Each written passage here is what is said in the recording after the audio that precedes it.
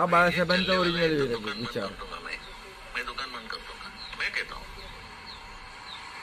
ये मैं मेरी शिवसेना की कांग्रेस नहीं होने दूंगा, नहीं, कभी नहीं. और मुझे जब ये मालूम होगा कि हो रही है तो I will close my shop. अलग नहीं, नहीं चाहिए.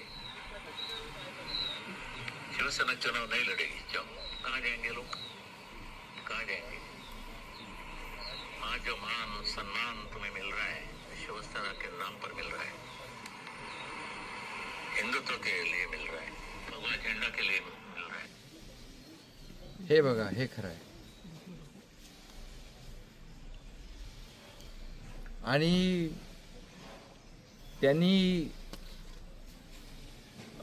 माझ्यावर ते नेहमीच करतात, पण टीका माझ्यावर करतात.